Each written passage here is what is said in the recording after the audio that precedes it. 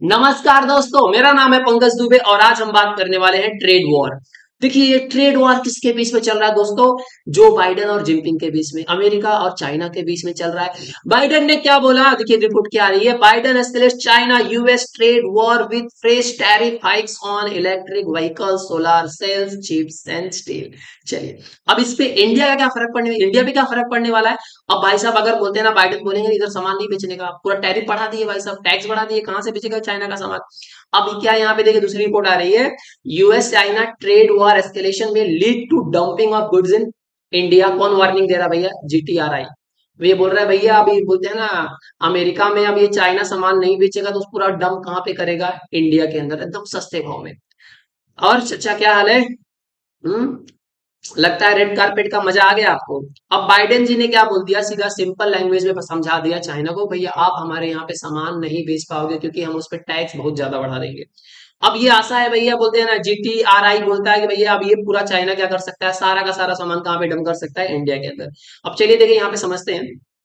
अब चाइना जो पहले यूएसए को बेचता था भैया, क्या?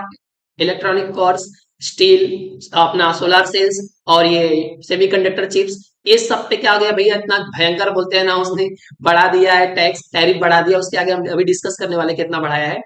तो चांसेस है कि चाइना क्या करेगा, पूरा डंपिंग कहाँ पे कर देगा? इंडिया के अंदर कर देगा। अब चलिए समझते हैं। और सच्चा ताली क्यों बजा रहे हो?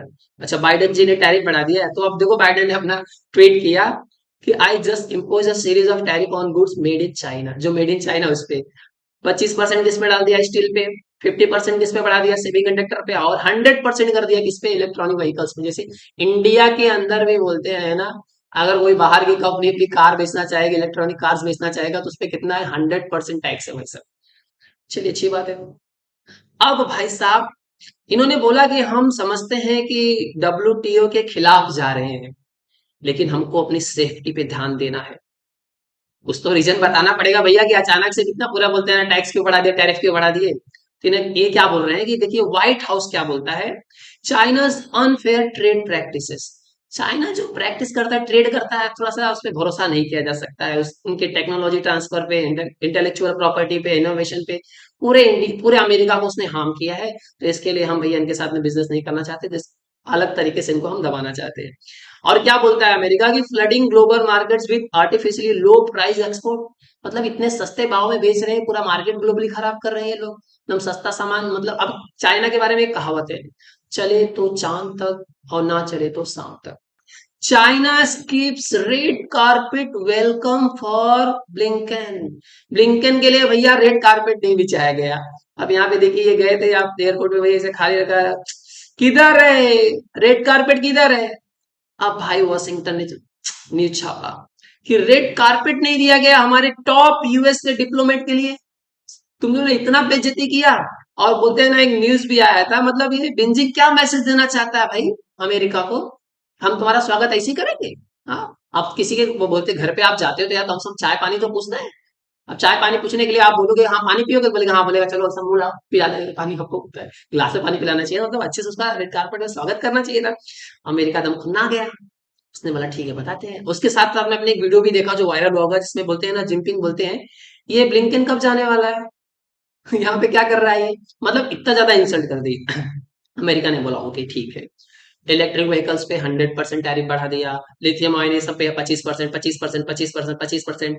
ये देखिए 50%, 25%, 50%, 25%, दन दनादन पूरा टैरिफ बढ़ा दिया। बोला आप बचो। अब जो 100 रुपए का सामान था, सपोज डायरेक्टली वो 125 का हो जाएगा।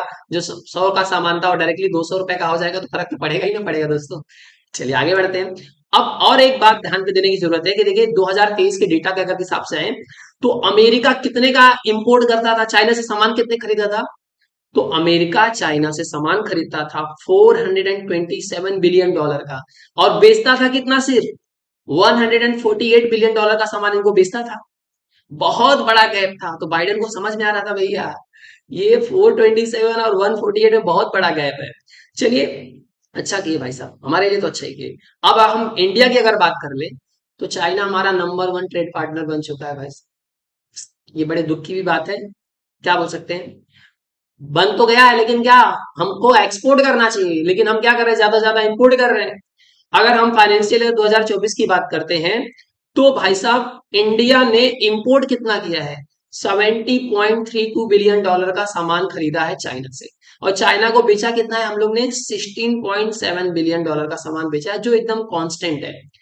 वही क्या बोलते हैं ना, कि अगर देखने जाए तो भाई साहब 2019 और 2024 की ध्यान दे तो ये कितना बढ़ गया है? 44.7% बढ़ गया है। मतलब पहले हम खरीदते थे कितना? $70.32 बिलियन, अब बढ़ के कितना हो गया है? $101.75 बिलियन हो गया है। मतलब हमारा एक्सपोर्ट क्या होते, सॉरी हमारा इंपोर्ट क्या हो गया? बहुत ज्यादा बढ़ गया है चाइना से। तो चाइना को देखे कि सबसे ज्यादा तो नंबर वन ट्रेड पार्टनर कौन है? इंडिया है। तो पूरा इंडिया में आके पूरा डंप कर दो भाई, इसको ध्यान देना पड़ेगा।